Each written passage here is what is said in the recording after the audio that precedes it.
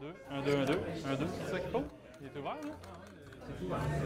C'est moi qui est fermé? 1, 2. Charles.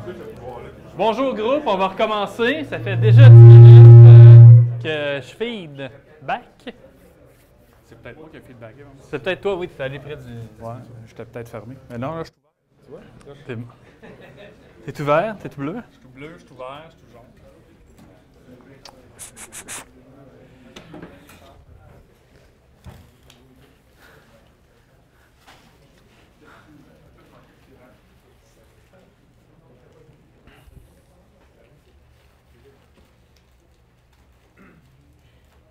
Groupe, bonjour, bienvenue. Donc, tout le monde s'est bien reposé, a pu digérer toute cette information. Re-bienvenue. Donc, comme je disais, on va continuer avec, avec ceux qui ont acheté des billets et avaient besoin de change. Bien, on a Julien qui est en arrière qui a votre change. Donc, il y a ça. S'il y a des personnes qui veulent acheter des billets, en fait, juste avant le tirage, Julien, est-ce que tu as encore les billets avec toi? Ils sont là? OK. Bien, Julien, c'est celui qui a la caméra en arrière, c'est lui qui va s'occuper des billets. Donc, courez à lui acheter des billets si vous voulez en avoir plus, pour avoir plus de chances de gagner des plugins. Puis un UXT. Donc, prochaine présentation, la Sony FS700, qui est vraiment qui est la caméra qui suit la FS100 chez Sony. On a parlé un peu au PostNab. On a parlé un peu de ce qu'elle pouvait faire. Et aujourd'hui, je suis heureux d'accueillir Éric Saint-Martin, qui est un ami. On a travaillé sur plusieurs projets. C'est l'homme avec qui j'ai travaillé sur... J'ai comme un blanc, là. Sur Ski Télévision. Et c'est aussi l'homme derrière les vidéos de toiture Hog. Donc, oui, entre autres. Donc, Éric a acheté la FS700 il y a quelques temps déjà et a déjà fait plusieurs projets avec. Et tu es ici pour nous en parler. Alors, Éric, à toi la parole. Bonsoir. C'est drôle, C'est moi, ça. je pensais d'arriver ici. Je vais juste passer là. Mais comme j'ai dit tout à l'heure, de toute façon, c'est supposé être la fin du monde dans 15 jours. Ça devrait m'énerver plus qu'une présentation de Kodak. Fait qu'on va, on va procéder. En fin de compte, on va commencer par, je suis Éric Saint-Martin, hein? Puis sur Twitter, c'est Éric STM.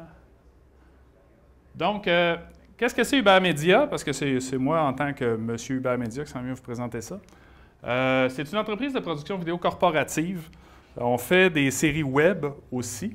Entre autres, je ne sais pas s'il y en a qui sont familiers avec le site a25.com, le site de l'autoroute 25, le pont à péage, qui a été acclamé avec joie il y a de ça 2 ans. En fin de compte, Hubert Media a produit toute la série web de la construction du pont pendant les 2 ans qui ont précédé la mise en service du pont. On fait aussi de la pub télé. L'année passée, on en a fait... une et demie. En fait, on en a fait 2, mais c'est que la deuxième va commencer à être diffusée en décembre. C'est des pubs un peu surtout, là, dans un des cas, c'est un monde ski, puis dans l'autre cas, c'est des événements de ski. Donc, c'est des choses qui étaient alentour de l'émission Ski Télévision, qu'on a produit en 2012 et qui est reconduite en 2013 à RDS et sur laquelle on a déjà commencé à travailler. Vous devez vous en douter parce que la première émission va être en ondes le 12 janvier à RDS. Et on fait aussi des sites web. Dans le cas des sites web, on a fait le site web de l'autoroute 25. Et on est en train de réaliser le site web de l'autoroute 30. Et ça a l'air que quand tu commences avec une route, après ça, les autres suivent. Puis on a aussi plusieurs autres sites web là, qui sont un petit peu plus, disons, un peu moins d'envergure. Donc, dans les spots télé qu'on a fait, on a fait un spot l'année passée pour BMW. Puis si vous voyez, pendant les conditions de ski à TVA cette année, ils vont présenter une publicité de Val-Saint-Côme qu'on a faite. Alors, la Sony NEX FS700, qui est son grand nom, qu'on appelle ou qu'on surnomme la FS700, est arrivée sur le marché en quelque part au Canada ou à Montréal, en tout cas en quelque part en juillet. J'ai eu à peu près la 2e ou la 3e qui a été livrée à Montréal. C'est un concours de circonstances. En fait, je vais vous expliquer un peu pourquoi on a choisi la FS700, parce que la FS700, Ce n'était pas la seule chose qu'on avait en tête au moment où on a fait ça. J'ai l'impression que je me devance, moi. Là. Non, je ne me devance pas. Donc, on va parler un petit peu des particularités, des caractéristiques de la FS700 pour commencer. C'est une caméra qui est HD, avec, parce qu'attention, les gens ont toujours parlé de ça comme étant une caméra 4K. C'est pas vrai, c'est une caméra HD, avec un sensor 4K, avec une promesse de Sony qu'éventuellement on va avoir du 4K. Donc, si vous voulez acheter une caméra 4K, pour l'instant, ce n'est pas la caméra. C'est à la veille de l'être, mais ce n'est pas présentement une caméra 4K. Qui a une cadence variable, c'est-à-dire qu'on peut quand même avoir une certaine flexibilité au niveau du nombre d'images par seconde. Donc, elle a les modes standards, 23,976, 25, 29,97, jusqu'à 60, 48 aussi.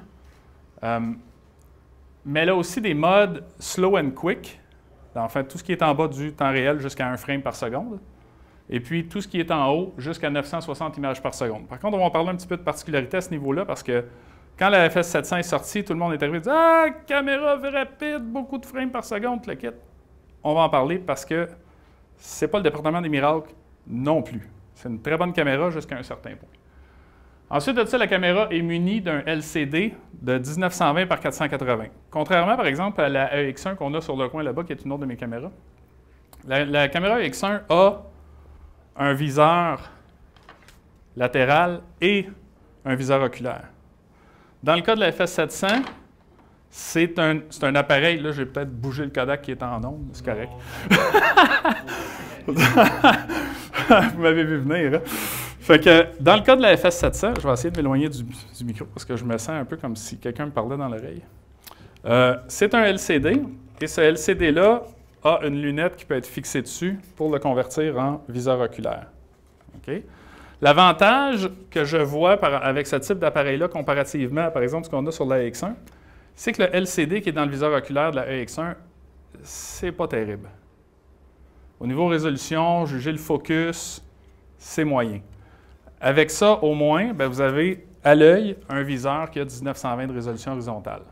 Fait que le 1920 de résolution horizontale avec une fonction de peaking vous permet quand même assez bien, pas parfaitement, mais assez bien de juger le focus, puis de savoir où est-ce qu'il se trouve.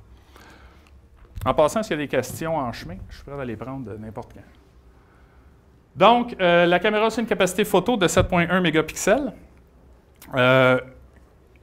Bon, c'est une caméra vidéo. Okay? Ça prend des photos, là, mais je m'en suis jamais servi de la fonction photo jusqu'à présent parce que quand la caméra est en mode vidéo, on peut prendre des photos, mais ce n'est pas quelque chose qui est naturel pour moi de dire je vais prendre un. Quand je t'apprête filmer, je t'apprête filmer. T'sais. Donc, la caméra munie d'un capteur Super 35, format Super 35 Exmor. La caméra EX1 a aussi un sensor Exmor, mais beaucoup plus petit.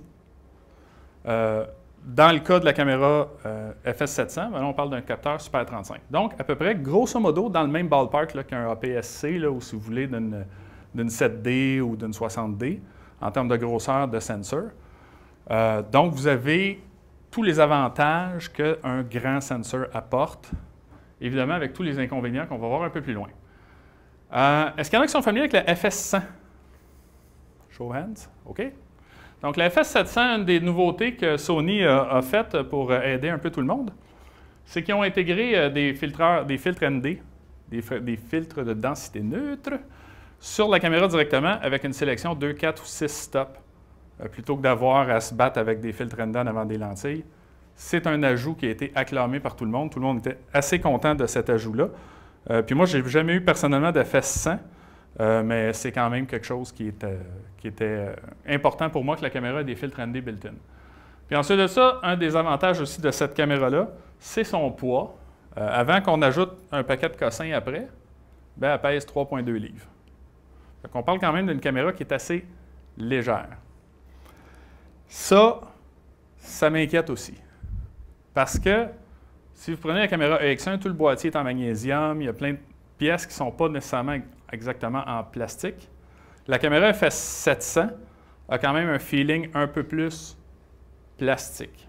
Si vous avez manipulé une FS100, ce n'est pas des années-lumière en avant. C'est à peu près dans le même range. De toute façon, c'est une caméra qui est dans la même lignée chez Sony que la FS100. Donc, prochaine caractéristique importante, la caméra utilise des batteries, les NPF 970, la série L, si je ne me trompe pas, de Sony, c'est ça? Hein? Si quelqu'un peut me rappeler à l'ordre un petit peu? Oui, c'est ça. Donc, c'est les batteries Infolithium L, qui va vous donner à peu près un runtime, qu'on calcule 400 minutes de runtime, c'est un peu plus, c'est peut-être un petit peu plus réaliste. Sony dit 510 minutes, ça c'est avec une batterie neuve, chargée complètement. Donc, des batteries qui commencent à avancer en âge un petit peu, ça va être un petit peu moins long que ça. La caméra utilise des cartes SD ou XDHC de classe 10. Je ne sais pas si vous avez... Qui utilise la carte SD ici pour ces caméras? Donc, c'est de la Extreme, c'est la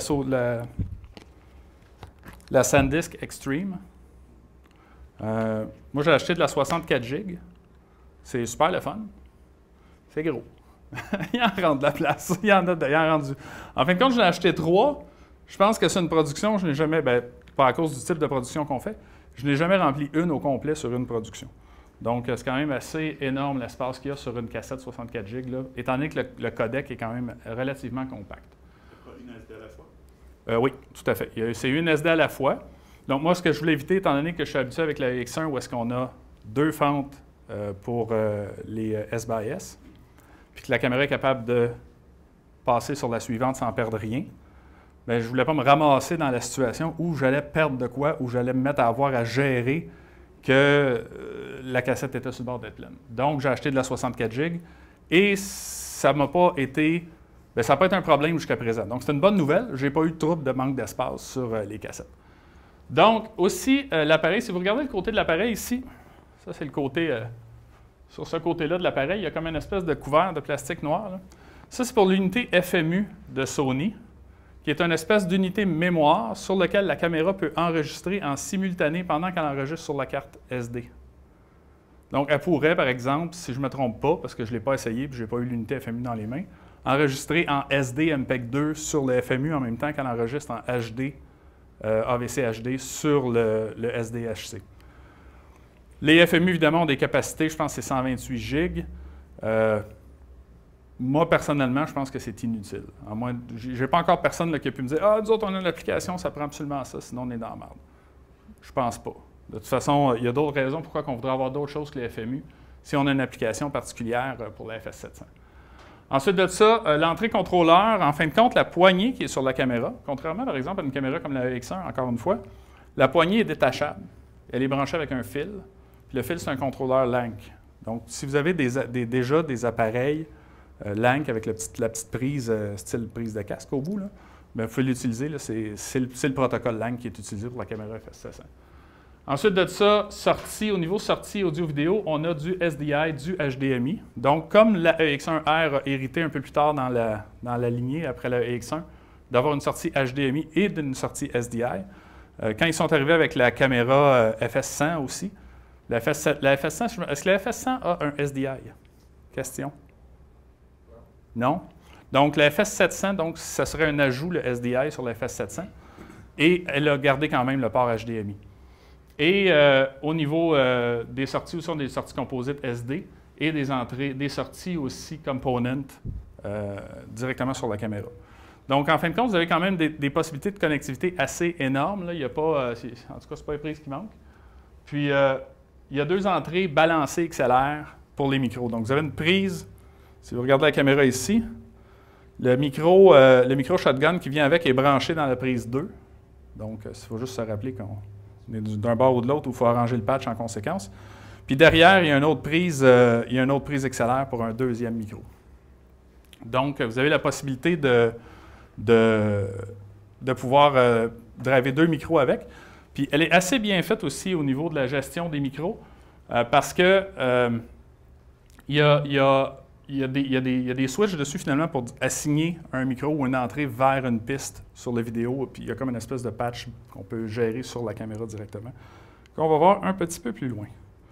En passant, le micro qui vient avec, ce micro-là, c'est le micro ECM XM1 de Sony. C'est le micro stock. C'est un shotgun de base. C'est pas un Sennheiser M66, là. On s'entend. mais ça fait pas mal meilleur job que bien des micros de marde qui sont sur des caméras intégrées. Donc, vous avez quand même une pas pire qualité là, au niveau du micro. On s'entend, on ne fera pas un documentaire là, puis aller tourner pendant 3 ans avec ce micro-là. Si vous voulez faire ça, puis prendre le son des bébites en Amazon, c'est pas ça, là. Ça prend pas ça. Ça prend plus que ça. Donc, avant de continuer, j'aimerais vous dire que je ne suis pas personnellement un expert certifié de la FS700. Qui je suis, moi, c'est quelqu'un qui a acheté une FS700 et qui a travaillé avec. C'est de l'expérience de terrain que j'ai. Il y a peut-être des détails dans ce que je vais vous dire que si vous êtes plus familier avec la caméra, vous allez dire « Ouais, mais peut-être qu'il y a une solution pour faire de quoi alentour. » Parfait, tant mieux, j'aimerais ça même le savoir s'il y en a. Moi, présentement, je suis encore en mode où j'expérimente beaucoup avec la caméra. C'est-à-dire que j'essaie des choses. Je vois des choses qui ont été faites, puis j'essaie de voir si ça se fait avec la caméra. Avec le temps qui me reste, parce que quand je vous ai dit tantôt que Ubermedia est une compagnie de production corporative, dans le processus, moi, je fais tout. Je suis comme plusieurs peut-être d'entre vous, je suis un one-man band. Fait que je... regarder la présentation. Oui, oui, tout à fait. Mais là, elle s'occupe du web, c'est pas pareil. Donc, moi, je rencontre les clients, je fais la vente, je fais la scénarisation, je fais le tournage, je fais le montage, les effets spéciaux, le mix de son, la livraison, la collection. En tout cas, tout finalement. Fait que ça fait qu'au bout de la ligne, j'ai pas comme 16 heures par jour à passer sur le Kodak. Puis quand j'en ai besoin, il faut que ça marche. D'ailleurs, c'est une des choses que j'ai appréciées avec ma caméra précédente. C'est qu'une fois que j'ai eu fait le tour, tu sais, la EX1, là, je peux la revirer à l'envers comme un bas 3 fois. C'est pas un problème, elle, je la connais de fond en comble. Mais je suis encore dans le mode expérimentation avec la FS700. Donc, mais je pense qu'on est quand même rendu à un point où est-ce que je suis quand même capable d'avoir une bonne opinion sur comment ça marche, puis qu'est-ce que ça peut faire, puis qu'est-ce que ça ne peut pas faire. Donc, pourquoi moi j'ai choisi d'acheter une FS700? Parce que, avez-vous, je ne sais pas si vous avez remarqué quelque chose, là, mais il a poussé des caméras à peu près à tous les 6 jours cette année. Des caméras, il y en a eu plus qu'il n'y en a jamais eu dans les 5 dernières années, là. D'ailleurs, après la EX1, il y a eu un grand bout d'accalmie où il a sorti 3, 4, 5 caméras peut-être. Mais on parle qui valait la peine d'être regardé, là. Mais il y a eu beaucoup, ça a été vraiment l'effervescence du DSLR, puis il y a eu beaucoup de travail, il y a eu beaucoup de choses qui ont été faites au niveau des 5D, des 7D, mais il n'y a pas eu énormément d'évolution. Il y en a eu, mais pas tant que ça. Pas autant que cette année, en tout cas. Cette année, ça a été hallucinant. On allait au NAB, là, on s'est promené d'un bout à l'autre, là. Il y avait 12 nouvelles caméras au pied carré. Ça n'avait aucun sens. Les autres années, je pense qu'ils étaient trop concentrés sur le 3D. Puis là, ils sont revenus à la base puis ils ont ressorti des Kodak. Donc, la FS700 est sortie en même temps que bien d'autres affaires sont sorties. Mais, moi, je planifiais d'acheter une deuxième caméra, mais je n'avais pas vraiment besoin d'une deuxième caméra maintenant. Donc, si la FS700 n'avait pas fait la job, je n'avais pas besoin de l'acheter. Pour les petits besoins que j'ai d'une deuxième caméra, ça aurait pu être une location dans ce cas-là. Par contre, le défaut de la location, moi, que je trouve toujours dans le cas de mon type d'entreprise, c'est que si on a juste le temps qu'on loue une caméra pour se familiariser avec, c'est pas comme si on travaillait avec à tous les jours, bien, ça finit qu'au bout de la ligne, on ne la connaît pas bien, puis on ne va pas nécessairement aller chercher le meilleur. Tu sais, si demain matin, là, on part tout là, pour s'en chercher une Red Epic, je ne pense pas que demain après-midi, on va tourner les plus belles images qu'on n'aurait jamais faites avec une Red Epic. Il y a quand même un temps d'acclimatation à faire avec une caméra, puis c'est important, puis c'est un peu pour ça que moi j'ai besoin de la posséder, d'un côté. Donc, j'avais vraiment 4 caméras dans mon collimateur. La FS700, ça en était une, mais elle est arrivée assez sur le tard, par exemple. Donc, la première que j'ai regardée, c'est la Red Scarlett. J'avais parlé un peu avec Mathieu, puis on a dit « Ah ouais, tu sais, moi j'ai dit c'est quelle caméra tu t'achèterais? » Mathieu me dit « Ah, moi si je m'achetais une caméra aujourd'hui, ça serait probablement une Red. » Ça peut être influencé un peu par le fait qu'il avait shooté en Red 3 jours avant, mais en même temps, c'est vrai que c'est une sacrée bonne caméra, puis quand on parle d'une caméra, une Red Scarlett, on parle de quand même une caméra qui a une puissance énorme pour le prix qu'elle se vend. Hein, c'est une caméra qui a une performance hallucinante. Après ça, la suivante, c'était la C300. La C300 était peut-être depuis un petit peu plus longtemps sur le marché que la FS700. La FS700, j'ai eu une des premières qui est arrivée à Montréal, tandis que la C300, ça fait déjà une couple de mois qu'elle roulait pas mal à Montréal. Puis c'était l'autre option. Si on veut, je vous dirais que dans les caméras que j'ai regardées, c'est probablement celle qui s'est rapprochée le plus de la FS700 dans mon choix. C'était ça, entre les deux que je débattais. En passant, le budget n'était pas une question. Parce que comme je n'en avais pas besoin de la caméra, si la caméra que je voulais était plus chère et j'étais pas capable de payer, j'avais juste à attendre. Je n'avais pas de nécessité d'acheter une caméra le lendemain matin. J'en avais une caméra, la EX1 elle est là, puis elle marche encore, puis elle va bien, puis je m'en sers à tous les jours. Donc, la suivante, c'était la F3. Donc, pourquoi la F3? Encore, bien, vous comprendrez que c'est quand même dans les mêmes ranges, sensors Super 35. T'sais, on parle toujours de caméras avec des sensors Super 35, c'est ça qui est un des critères de départ pour moi. Puis la F3, je l'avais vu à une présentation aussi de Final Cut Montréal l'année passée, je pense d'ailleurs à peu près à ce temps-ci de l'année qu'on a présenté la F3. Puis, c'est une caméra qui m'avait impressionné parce que pour moi, c'était un boîtier professionnel avec la solidité de ce qu'il y avait dans ma EX1, mais, OK? Parce que même si j'ai dit que le budget n'était pas une question, c'était pas une question de budget, il y avait d'autres facteurs que je prenais en considération qui étaient, un, que le workflow devait rester simple. C'est là que la RED a pris le bord. OK? On n'est pas encore en run and gun, puis monte, puis livre avec la RED. C'est pas rendu là. En tout cas, pas dans ce que moi j'ai vu jusqu'à présent. Donc, la possibilité éventuelle du 4K, ce qui n'était pas une option pour la C300, en tout cas, si c'en est une, ce n'est pas quelque chose qui a été annoncé par Canon. Puis, à cette heure, on va reparler du 4K tantôt. On verra où en est ma réflexion par rapport à ça.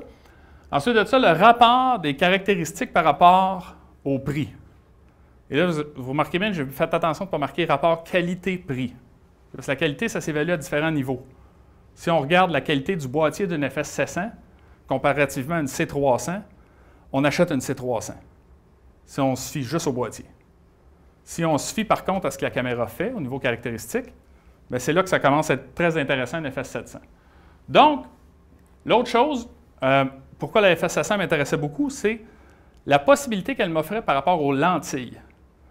La distance entre la baïonnette de montage de lentilles et du capteur sur la FS700 est extrêmement courte. Ce qui fait que la lentille, peu importe laquelle on va vouloir mettre dessus, a toujours juste besoin d'être plus loin. On ne se ramasse pas avec un flange distance long de même qui fait que quand tu mets une lentille dessus, elle est 6 pouces trop loin. Donc, fondamentalement, ça a fait en sorte que présentement, il existe quand même pas mal d'options au niveau des lentilles pour la FS700. L'autre chose aussi qui m'a aidé à prendre ma décision, c'est que Sony, pour moi, c'est un terrain connu. Hein, j'ai eu des caméras Sony avant la EX1. Puis quand j'ai ouvert le menu de la FS700, ça a fait comme « Hey, c'est une caméra Sony! » J'avais comme une espèce de sentiment d'être à la maison. Ça s'est arrêté là, en passant. Le sentiment d'être à la maison. Ça s'est pas mal arrêté à l'apparence des menus. Parce que quand je suis venu pour faire la transition, c'était une autre chose, par exemple. Donc, d'où je venais, moi, avec ça, comme je vous ai dit depuis tantôt, je venais de la PMW EX1, donc avec une lentille permanente, un beaucoup plus petit capteur qui est conçu pour le run and gun ou les Electronic News Gathering, qui est de super qualité au niveau de sa construction, puis qui est fiable, durable et solide. Okay, moi, cette caméra-là, j'ai tourné des émissions de Ski Télévision l'année passée sur 3-4 monts. Et j'ai arraché le viewfinder sur un des monts parce que j'ai piqué une débarque en ski. Puis une semaine après, c'était réparé, puis il y avait eu juste le boîtier à changer. Il n'y avait rien d'autre de brisé. Ça s'est arraché, les fils se sont déconnectés, il y a eu juste à les rebrancher, puis ça a été fait. Je l'ai même réparé moi-même, en fait. Donc, c'est une caméra qui était capable de manger des coups, puis qui a duré quand même. Je l'utilise encore beaucoup, partiellement parce que je veux assurer une transition souple. S'il y a quelque chose que je sais que j'ai tourné pour un client puis il me demande d'aller tourner d'autres scènes, je ne ferai pas exprès pour prendre la FS700 puis me ramasser avec une saveur d'image trop différente. Je vais poursuivre sa production avec la EX1. Puis l'autre chose aussi, c'est que c'est comme une vieille paire de pantoufles. Okay? Il y a vraiment cet aspect-là. C'est vraiment, je me sens bien avec la EX1, puis je suis encore après apprivoiser la FS700, puis ça va me faire prendre des choix différents d'une job à l'autre. Et puis, dans certains cas, pour certains travaux que je vais faire, la FS700, mettons si je fais une entrevue, c'est hors de question que je prenne la EX1. Là, on va aller avec la FS700, aller chercher une profondeur de champ un peu plus courte, réussir à isoler le sujet un peu plus dans l'image. Tandis que quand je pars avec la EX1, bien, la profondeur de champ, bien, à partir du moment où tu zoom out un peu, là, il y a comme à peu près de 0 à 300 pieds, tout est clair. Donc, dépendamment de la job que je vais faire, je vais choisir la caméra qui va cadrer le mieux, mais ça arrive souvent quand je prends la EX1 parce que ça marche mieux avec la EX1. Donc, la Sony NEX FS700, néanmoins, est très rapidement devenue ma caméra A.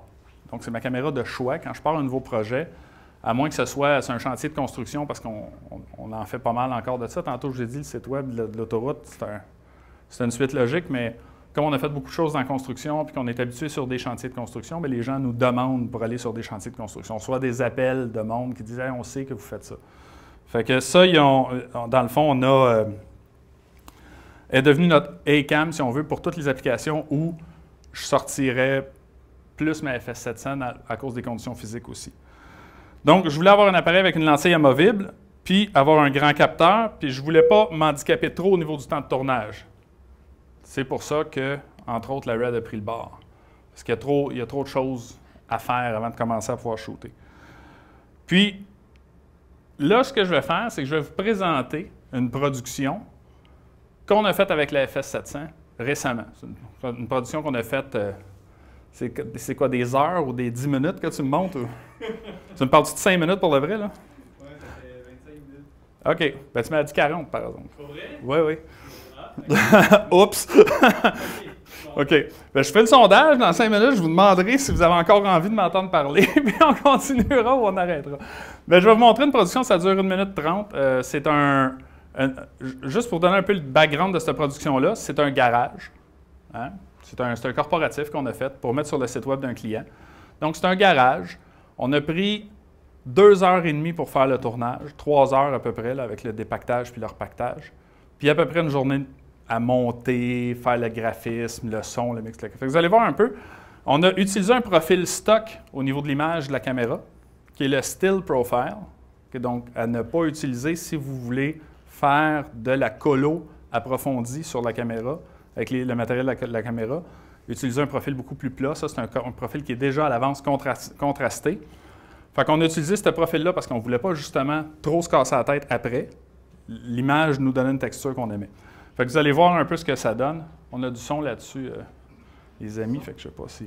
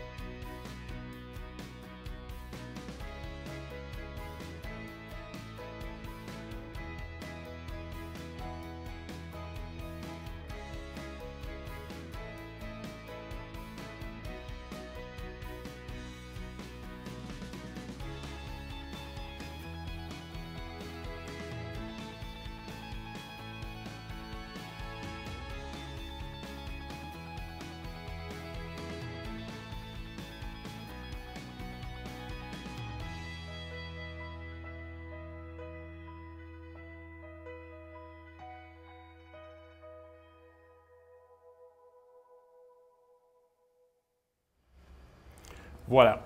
Donc, comme je vous disais, on a utilisé le profil stock de la caméra de Still Frame, qui est bizarrement utilisable en vidéo, mais c'est le fun, parce que ça donne la texture que vous avez vue là. Puis on a,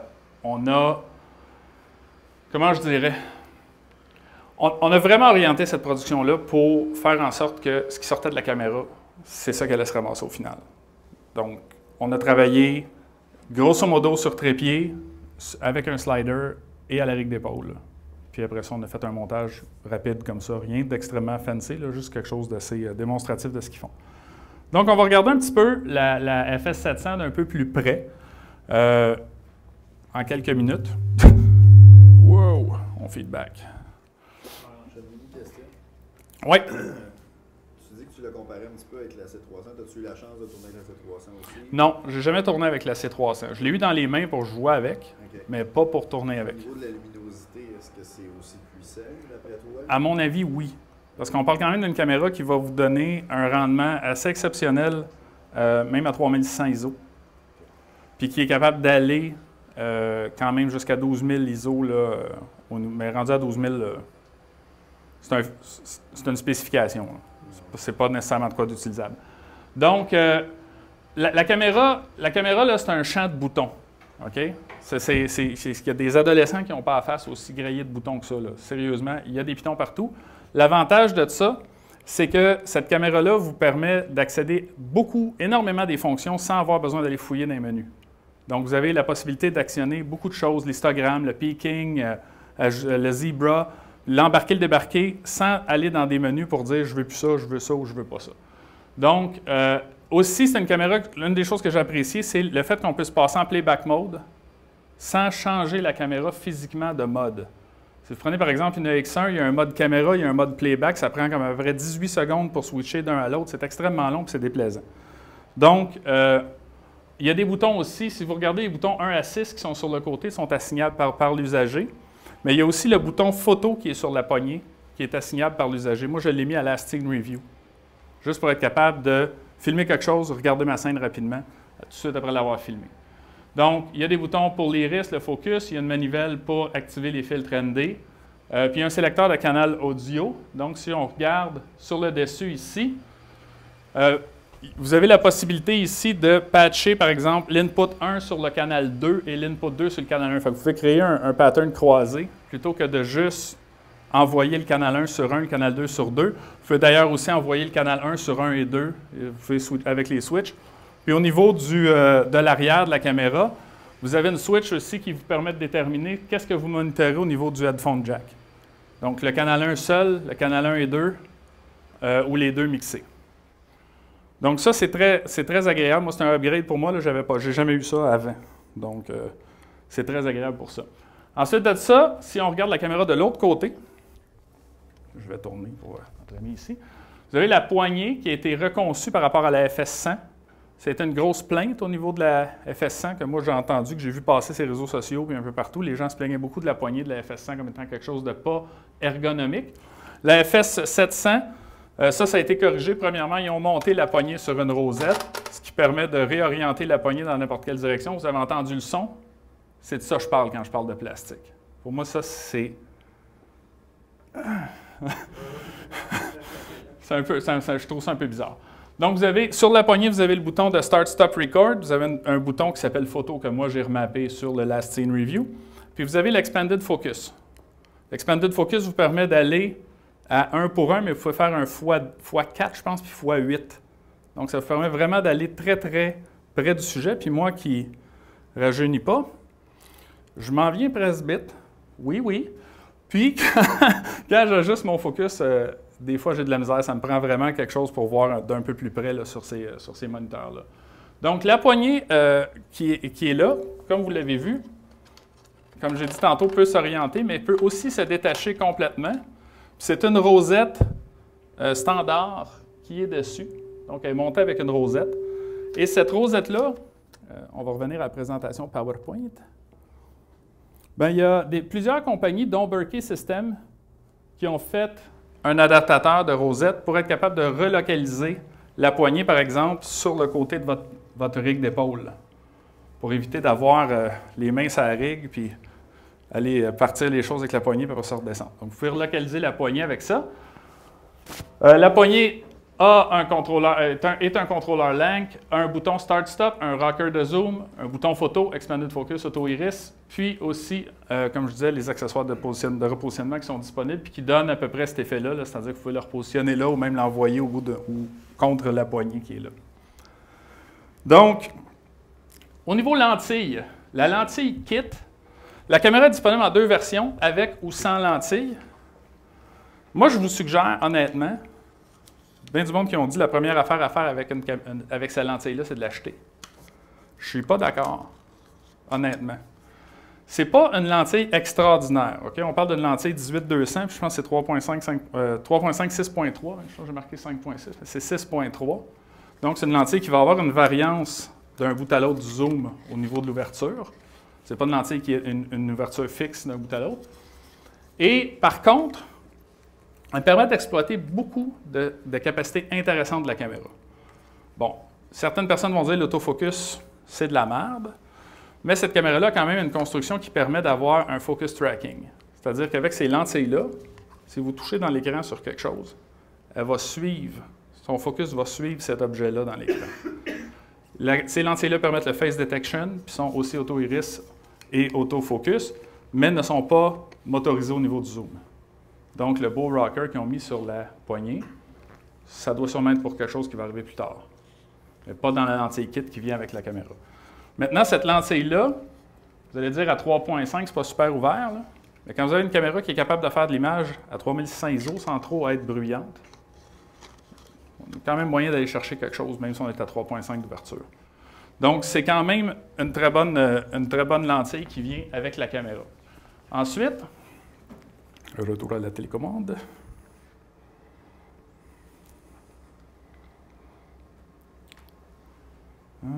Voilà.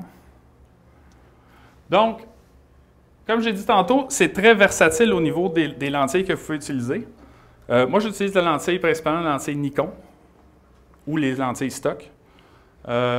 Il y a une grande variété d'adapteurs qui sont disponibles, entre autres l'adapteur Novoflex qui est présentement sur la caméra, sur ma lentille actuelle, qui est un adapteur qui est principalement un tuyau, hein?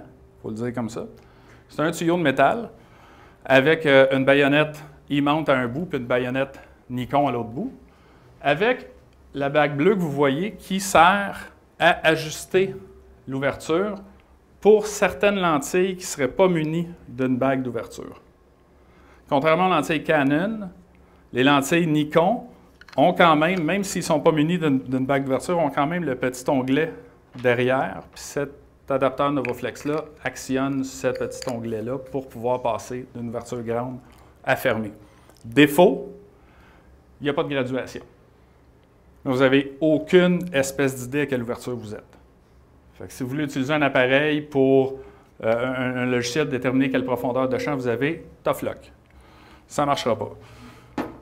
Donc, moi, je me suis équipé autant que possible de lentilles qui avaient des bagues d'ouverture dessus. Donc, les séries qui ont des bagues d'ouverture. Si vous allez avec l'adapteur Metabones pour les lentilles Canon, lui guide l'ouverture. Non seulement il guide l'ouverture, mais la caméra est au courant de l'ouverture. Donc, le posemètre de la caméra est capable de vous dire si vous êtes sous-exposé ou si vous surexposé ou vous êtes capable d'avoir un iris automatique, même avec une lentille Canon. Donc, c'est pour ça que, par exemple, un adapteur qui ne serait pas électronique pour les lentilles Canon, ça ne peut pas super bien marcher parce que les lentilles Canon n'ont pas d'onglet mécanique derrière, là, les nouvelles, pour l'ouverture. Et puis, en plus de ça, bien évidemment, il y a les PL-mount qui sont disponibles pour faire un adaptateur PL-mount pour la caméra FS700. Encore une fois, comme je vous disais, à cause de la très courte distance avec la flange, ça permet d'avoir n'importe quelle lentille qui a besoin d'être à n'importe quelle distance du capteur. Donc, pourquoi moi j'ai choisi les lentilles Nikkor? C'est que j'en avais déjà pas mal. Ouverture mécanique sur la lentille, même pour ceux qui n'ont pas de bague. Les adapteurs peu dispendieux. L'adapteur Novoflex, je pense que ça vaut 230$ ou quelque chose comme ça. Puis ensuite de ça, la monture est hautement adaptable. Si j'achète des lentilles Nikkor aujourd'hui, je peux même les mettre sur un Canon. L'inverse étant beaucoup plus difficile si possible. Donc, puis c'est des bonnes qualités de lentilles aussi. Donc, au niveau des accessoires, ce que vous voyez présentement sur la FS700 qui est ici, c'est un kit complet qui vient de chez Berkey Systems. Berkey Systems vient du nom du bonhomme qui fait le design là-bas, qui s'appelle Brian Berkey. Il y a une caméra, il y a du feedback. Il y a une top plate qui est fixée sur le dessus de la caméra. Et puis, il y a un bottom plate aussi avec les places pour enficher les rods. Puis, il y a aussi la rig d'épaule, une cheese plate en arrière. Puis, il y a un set de poignées en avant pour la rig d'épaule. Puis, il y a aussi en dessous, la partie avec les molettes bleues, c'est un support de lentilles. Ça vient de ma peur de la force ou la structurelle de la caméra FS700. En fin de compte, c'est que ça permet, si vous mettez un zoom 200 mm qui mesure 1,5 pied et qui pèse 4 livres, de ne pas mettre tout ce poids-là sur le boîtier de la caméra, puis de plutôt le faire supporter par le système de rod de la caméra. Donc, moi, j'ai choisi d'aller avec Berkey Systems, qui m'a été référé par Olivier, qui m'a donné cette référence-là il y a quelques mois.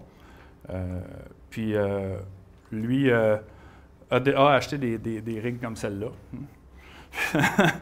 Puis, dans le fond, j'ai appelé le monsieur, super gentil. Vraiment, tu parles au gars qui les a faites, les gogos, là, quand tu appelles là-bas. Là, tu ne parles pas à quelqu'un au bout de la ligne. Là.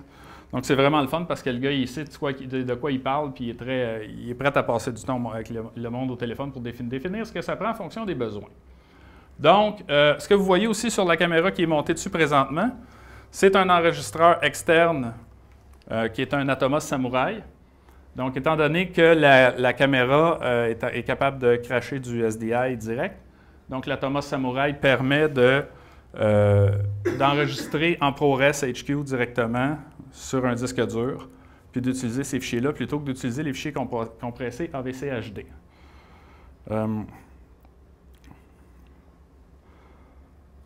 Donc, si on revient ici, l'Atomos Samurai. Donc, excellente sensibilité. On peut aller jusqu'à 30 dB de gain en vidéo, donc 12800 ISO, 3600 ISO, très utilisable. Je vous dis, là, j'ai fait des productions où j'ai shooté à 3600 ISO, puis il y a du grain, là. Hein? S'il y en a plus qu'à 640, là. Mais, je pense qu'il y en a moins que la EX1 à 6 dB de gain. Fait que c'est vraiment extrêmement sensible comparativement, sensible et sans être trop bruyant comparativement à la EX1. Ensuite de ça, l'utilisation, le codec, si on veut si travailler à 24 images secondes ou à 30 images secondes, le codec, c'est de l'AVC HD à 24 mégabits et c'est une caméra 8 bits. La caméra EX1 crache du 10 bits en arrière. Elle shoot 8 bits. Son capteur, en tout cas, comme elle fonctionne présentement, est en 8 bits. Je ne pense pas que ça va rester de même avec l'upgrade 4K qui est promis, là, mais je pense que c'est... Ensuite de ça, si vous allez à 60p, vous pouvez aller à 28 mégabits par seconde. Moi, ça me tord les oreilles, j'ai peur de ce codec-là.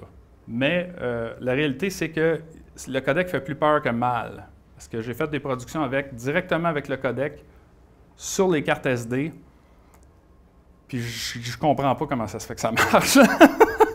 Tu sais, des fois, je travaillais avec le codec 35 mégabits de la X1, puis j'avais de la misère, puis là, j'étais avec celle-là, puis ça fait comme, OK, mais là, pourquoi que j'enregistre en ProRes à côté? Tu sais, faut que ça soit... c'est sûr que si vous voulez aller loin, là, vous voulez pousser loin la colo, ça prend le ProRes, mais sinon, ça va bien. Ensuite de ça, en Quick Mode, vous pouvez aller... Tantôt, je vous rappelais, on a parlé de 960 images par seconde. À partir de 240, c'est le maximum que vous pouvez aller pour garder du 1080p HD. En haut de ça, la résolution est diminuée à mesure que le framerate augmente. Donc, la caméra ne peut pas traiter 1080p à 960 images par seconde. Ça ressemble à 960 images par seconde à l'image d'une webcam des années 80. Là. Okay? C'est vraiment, on n'est plus là. Donc, ça dépend de ce que vous voulez faire avec, c'est sûr, là, mais en même temps, c'est ça. Mais la beauté de la FS700, c'est que c'est une vraie caméra vidéo aussi. Donc, ce n'est pas un DSLR. Donc, ce n'est pas une caméra qui a été conçue pour prendre des photos avec laquelle on fait de la vidéo. C'est une caméra qui a été conçue pour faire de la vidéo, qui a un Zebra, qui a un histogramme, qui a du peaking, qui a un white balance, qui a un black balance. En fait, la caméra est munie de tout ce que ça prend pour que ça marche dans un monde vidéo. Donc, je vais vous présenter une petite vidéo que j'ai faite qui dure à peu près 30-40 secondes, si je ne me trompe pas, avec les premiers tests que j'ai faits avec la caméra quand je l'ai sorti de la boîte. Quand je l'ai sorti de la boîte, une des choses que j'ai faites, c'est que j'ai ramassé mes vieilles lentilles Nikon que j'avais pour mon F3. Et F3, c'était pour un Nikon avant d'être pour une caméra Sony, là. Donc, et j'ai trouvé dans mes cossins une vieille bague. Je ne sais pas s'il y en a qui ont déjà travaillé avec ça ou vu ça. En fin de compte, je ne te la déferai pas, ça va prendre trop de temps. C'est une bague d'inversion pour faire de la macro. Donc, ça vous permet de prendre la lentille, puis au lieu de la rentrer comme ça dans la caméra, la revirer de bord puis la visser dans l'autre sens. OK? Puis la vidéo que vous allez voir a été tournée en partie avec la bague d'inversion. Et il n'y a pas de son sur la vidéo, fait que... Donc, c'est un peu, comme je vous dis, là, il n'y a pas de scénario en arrière de ça, là. C'est vraiment juste des choses que j'ai prises pour le fun avec la caméra en la sortant de la boîte.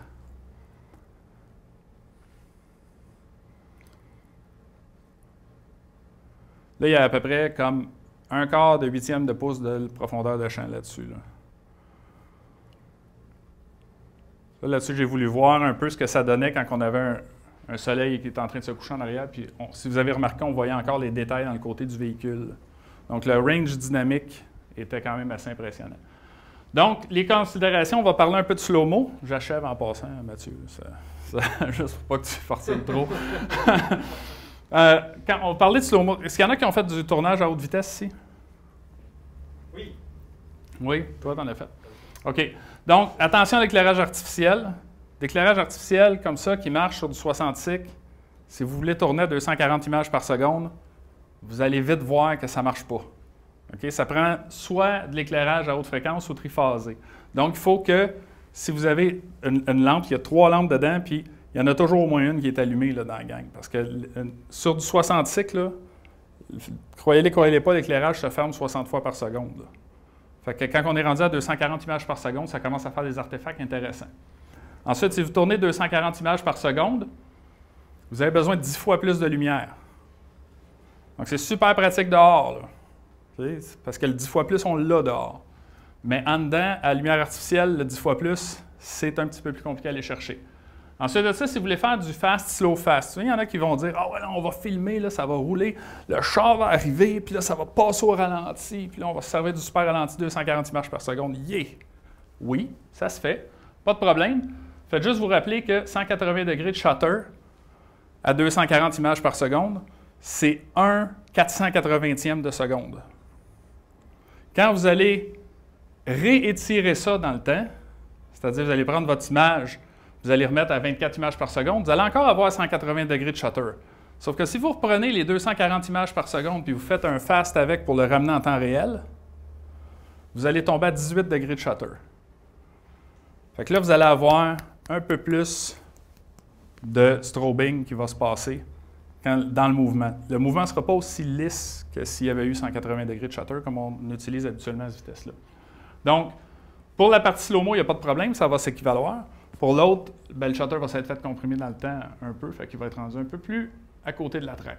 Donc, encore une fois, pas plus que 180 images par seconde. Donc, un petit peu de slow-mo, parce qu'on ne peut pas parler de la FS700 sans en montrer. Donc, mon fils qui se sac dans la piscine l'été passé. Caméra fraîchement sortie de la boîte, encore une fois. Donc, c'est assez spectaculaire ce qui va sortir comme image de la caméra. Ça, c'est enregistré en passant sur la carte SD directement. Et j'ai fait exprès de ne pas faire de colo dessus. Aucune. C'est vraiment stock hors de la caméra. Donc, vous voulez faire amuser un enfant, donnez-y des ballons, faites-les sauter en mettant de l'eau avec la hose. Malade. Bon. Donc, les points forts de la FS700, belle texture d'image, flexibilité grâce au profil d'image. Il y a même Abel Ciné qui a développé comme un genre de paramétrage pour la FS700 où est-ce que c'est une genre de réplication d'un log. C'est pas du log, là, mais disons que ça va au moins aller chercher les caractéristiques d'un log. Les filtres ND, entrée-sortie balancée, entrée-audio balancée, SDI, HDMI, capteur Super 35, puis le prix. Le prix est une des caractéristiques très importantes de cette caméra-là. Un kit complet en bas de 10 000 $ avec la lentille stock. Maintenant, on va parler un peu des points faibles.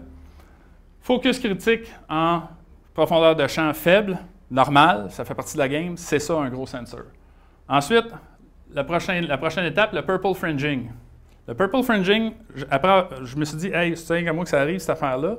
Non, j'ai fait des recherches sur Internet et ça arrive aussi sur des C300. Et c'est quoi? Si vous regardez sur cette image-là, alentour de la fenêtre, vous avez des points roses qui sortent dans les endroits où le contraste passe de la caméra est clippée bien raide à on revient du contraste normal. Et ça a l'air que c'est un trouble normal. Okay? La C300 fait apparemment la même chose. C'est un feature ou... Non, je pense que c'est un trouble normal. Puis des fois, elle fait un petit peu d'aliasing. J'ai vu des situations où est-ce que, tu sais, s'il y a des barreaux, puis que c'est loin, puis que la caméra, là, elle panne un peu, on va voir un petit peu d'aliasing sur les barreaux. L'ergonomie ne fait pas l'unanimité. Je ne sais pas c'est qui le cave qui est allé mettre l'écran ici, mais c'est vrai que ça prend ça. Ça prend un deuxième écran, juste ne serait-ce que pour l'avoir à bonne place quand tu fais de l'épaule. Parce qu'il n'y a aucun moyen de faire de l'épaule autrement avec cette caméra-là. Ensuite de ça, le 8 bits. Bon, les points plus critiques encore, bouge pas, c'est pas vrai, c'est juste une autre image. Le futur de la FS700. Sony a promis un upgrade 4K. Hein? Tout le monde a entendu parler de ça. Le signal va sortir par le SDI, qui va avoir été upgradé par une mise à jour logicielle. On ne sait juste pas encore s'il va être utilisable par d'autres enregistreurs. Là, présentement, il y a Sony qui est en train de se préparer à penser de vouloir avoir envie de sortir des prix. Par contre, ce qu'il faut savoir, c'est que tous les prix que vous avez vus, c'est des rumeurs. Personne ne sait encore c'est quoi que ça va être les prix de ces affaires-là. Puis peut-être qu'il y en a qui le savent, mais c'est une rumeur pareille. Donc, pour la mise à jour, ça va prendre un adapteur, une mise à jour logicielle et l'enregistreur 4K de Sony. Le prix qui a l'air le plus officiel à date, c'est celui de l'adapteur, c'est 2000. Ça n'inclut pas l'enregistreur. Donc, après ça, l'ouverture vers des tiers, c'est une question. Mais maintenant, de toute façon, le 4K, c'est tellement 2016. Pour tout de suite, qui a besoin de tourner en 4K à part du monde qui veut faire des affaires comme Mathieu expliquait tantôt, prévoir comme 5 ans d'avance? On n'est pas rendu là. Les diffuseurs diffusent même pas, tant qu'à moi, du HD encore. Sur le câble puis sur belle fibre, on n'a pas encore du 1080p aussi clean qu'on aurait sur une antenne. Fait que on est loin d'être rendu au 4K. Puis pour la plupart, en tout cas, moi c'est mon cas, j'ai pas le pipeline pour gérer du 4K chez nous. J'ai pas ça encore. On n'est pas rendu là. Mais c'est le fun peut-être qu'un jour, ça va marcher puis ça va faire de quoi. Puis peut-être que rendu là, j'aurai pas une FS700, j'aurai d'autres choses. Donc maintenant, j'ai une petite énigme pour vous, pour la finalité de ça. Petite vidéo, encore une fois. Un petit peu blasté.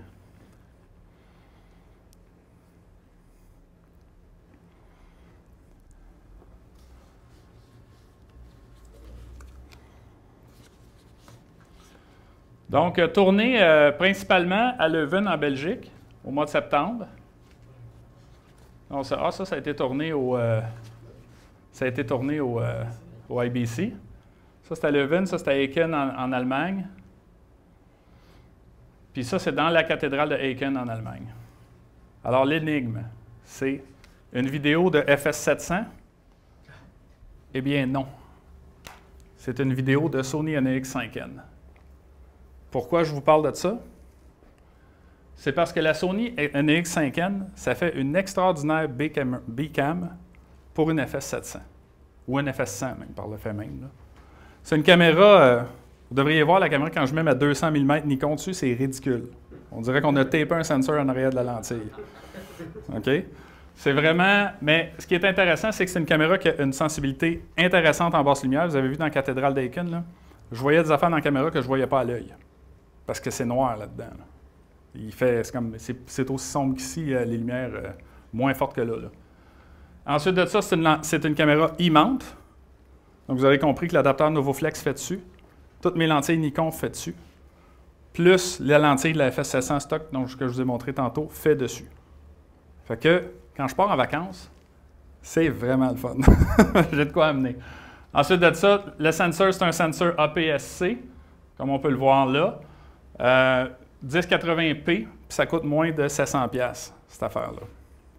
C'est un petit peu fait pour de la photo, par exemple, c'est-à-dire que le mode vidéo, j'aurais aimé ça qu'il retienne mon shutter speed indépendamment de comment je règle ma caméra photo. C'est pas le cas. Il faut régler le shutter à toutes les fois qu'on passe en vidéo si on veut avoir 180 degrés ou un 48e ou un 50e dans son cas, elle. Donc, en conclusion, la FS700, c'est une bête. Je cite ici mon ami Mathieu qui m'a sorti un peu une forme de ça cet été quand je l'ai acheté. Pas mal. Ça ressemblait à ça, je l'ai rephrasé un peu, juste pas que ça ait l'air trop volé. Donc, la FS700, c'est une bête professionnelle dans un boîtier semi-professionnel. Vous avez vraiment les entrailles d'une caméra professionnelle, mais le boîtier alentour, faites attention. Moi, en location, j'aurais de la misère avec ça. Être une boîte de location, je ne suis pas sûr que j'aimerais ça, louer ça. Par contre, en étant moi-même l'utilisateur, puis je fais attention à mes affaires, bien là, ça marche, dans un cas comme celui-là. Donc, merci beaucoup. Puis je suis prêt à passer à la période de questions, si vous en avez.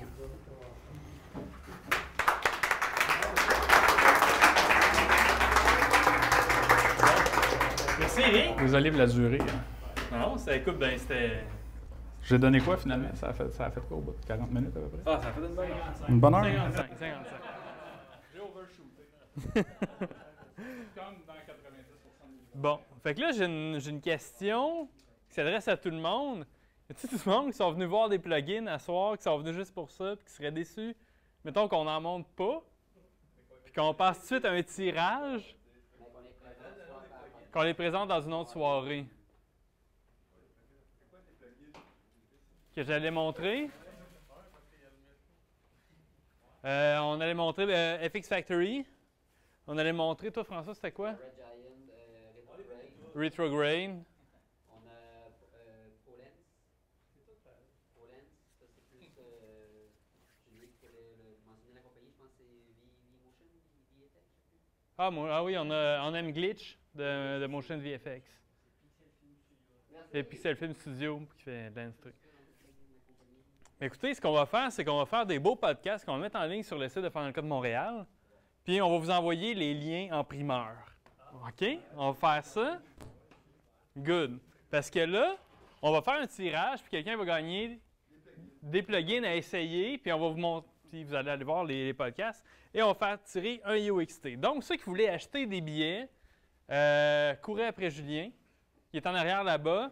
Je vous laisse 3 minutes et demie pour faire ça pendant ce temps-là. Nous autres, on a-tu une boîte à... C'est ce que je suis en train de chercher. On a perdu les billets. Ah! On a les billets, ouais. Non. Ah, OK.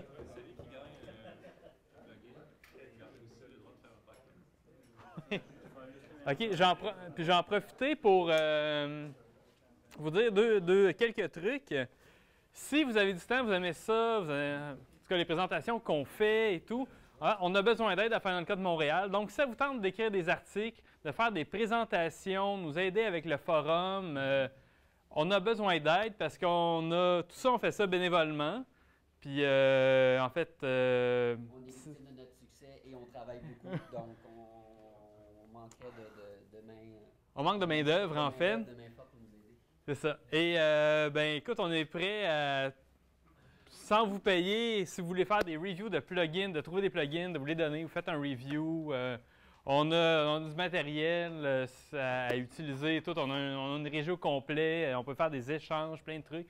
Donc, si ça vous intéresse, même de nous aider à monter les vidéos des soirées qu'on fait, que vous voulez acquérir de l'expérience en montage, puis ça se fait aussi. Et on a nos amis de Mac Québec aussi, qui ont été bien gentils, qui ont fait de la pub pour notre soirée et qui, eux autres aussi, font des soirées Mac et qui filment et cherchent aussi des monteurs pour monter les vidéos. Donc, ben, si ça vous intéresse, venez nous voir après la soirée ou écrivez-nous à partir du site de Final Cut Montréal sur le forum ou par courriel. Et on va débuter une belle relation ensemble. Voilà. Donc, mon Dieu, ça continue à se vendre. Ah, t'as fait pas cher? Bon, excellent. Fait que Dominique, toi, tu fais toujours tirer un iPad, c'est ça? Oui, mais mon laptop, le tien. C'est bon. Je pense qu'on a eu un problème parce qu'on a le même billet, lui puis moi. Pour vrai? Ouais. Julien,